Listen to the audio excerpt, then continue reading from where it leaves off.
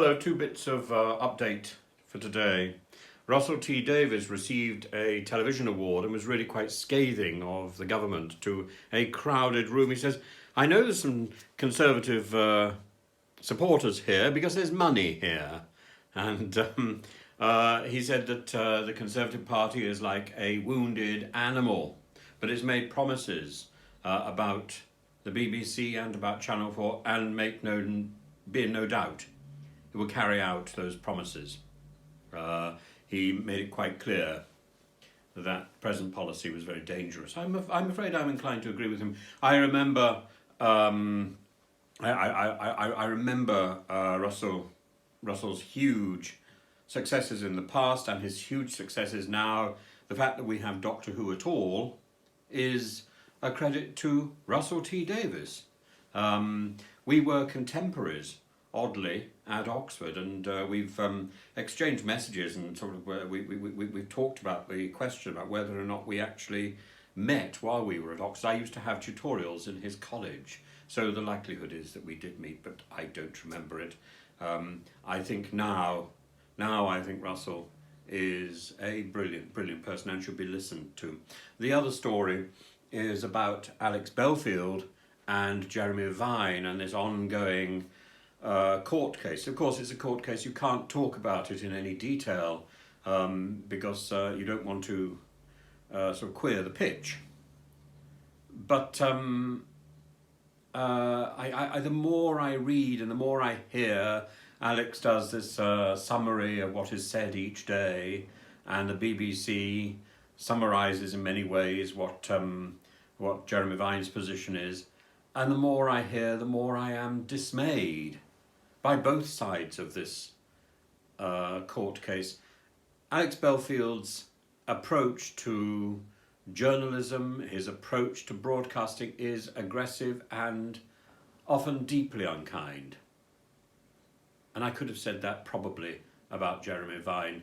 I particularly remember a line that Jeremy Vine came out with about young men who were drafted in to fight for Russia. And he said they deserve to die. This is so abhorrent. I know a number of people who are on the cusp of being drafted into the Russian army. They do not want to fight in Ukraine. They do not want to fight for Putin. But they cannot see a way out. If I could find a way out, I would help them. And this is the same for many people that I know across Russia.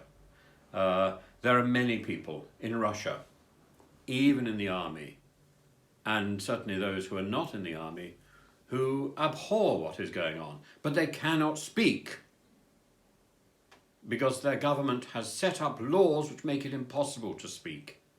Either you get out of that country or you have to capitulate to whatever is going on, and many people do not have the money or the time to get out. Those who can have or are in the process of doing so, but many cannot, many are trapped. It is abhorrent for one of our senior British broadcasters to say they deserve to die. They do not. That is unkind, it's unprincipled, and it's just plain wrong. Does that mean he should be attacked by Alex Belfield? No. We just need to get our broadcasting and our standards right. And those standards are being challenged by the second, by the minute, by the people who have had power in the last few years, particularly people like Nadine Dorries. And I'm very pleased to see that her online safety bill has been dumped. She says, no, it hasn't. She says that she blames Keir Starmer for wanting to hold a confidence vote. Well, it's not Keir Starmer who's holding the confidence vote, it's Boris. So it's not Labour's fault. No, Nadine Dorries always wants to blame someone else.